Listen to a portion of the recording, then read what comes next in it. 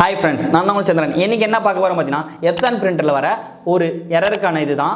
Red light வந்து blink ஆயினே இருக்கும். ஓகேங்களா? blink ஆயினே இருக்கும். பட் நம்ம Xerox போட்டாலும் Xerox வராது.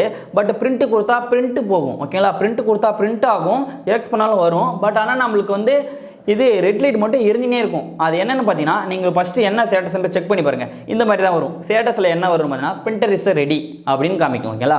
பிரிண்டர் இஸ் ரெடின்னு வரும். பட் ஆனால் ரெட் லைட் மட்டும் பிளிங்க் ஆகி இருக்கும். இதுக்காக நம்ம சாஃப்ட்வேர் டூல் டவுன்லோட் பண்ணி இன்ஸ்டால் பண்ணி அது மூலிமா ரீசெட் பண்ணால் ஓகே ஆகும்னு கேட்டிங்கன்னா ஓகே ஆகாது. ஓகேங்களா? ஏன்னு கேட்குறேன்னா இது வந்து சாஃப்ட்வேர் இதில் வர பிரச்சனை கிடையாது. அந்த ஸ்கேனிங் ஸ்ட்ரிப்பால் வர பிரச்சனை எப்படின்னு பார்த்தீங்கன்னா நீங்கள் இது எப்படி செக் பண்ணலாம் அப்படின்னா ஸ்கேனிங் வந்து சாஃப்ட்வேர் டவுன்லோட் பண்ணி இன்ஸ்டால் பண்ணியிருப்பீங்க. அது ஸ்கேனிங் கொடுத்து ஸ்கேன் பண்ணி பாருங்கள்.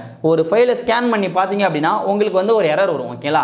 ஸ்கேனிங் கொடுக்கும் போதே நம்மளுக்கு அந்த எரர் வரும். அந்த மாதிரி எரர் வருது அப்படின்னா நமக்கு அது வந்து ஹார்ட்வேர் ப்ராப்ளம். ஓகேங்களா? நீங்கள் சாஃப்ட்வேர் டூலை வச்சு ரீசெட் பண்ண முடியாது. ஓகேங்களா? அதுக்காக தான் சொல்கிறேன்.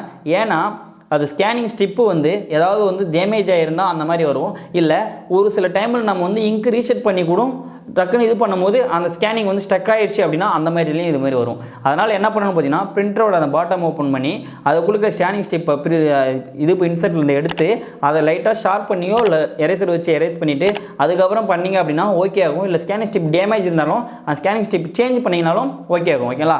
இந்த மாதிரி ரெடின்னு காமிக்கிற பிரிண்டருக்கு இந்த மாதிரி தான் ரெட்டிஃபை பண்ணணும். ஓகேங்களா? இது நம்ம எப்படி ரெட்டிஃபை பண்ணுற வீடியோ நான் ஆல்ரெடி போட்டிருக்கேன் நம்ம சேனலில். செக் பண்ணி பாருங்கள். அந்த வீடியோ நான் டிஸ்கிரிப்ஷன்லையும் கொடுக்குறேன்.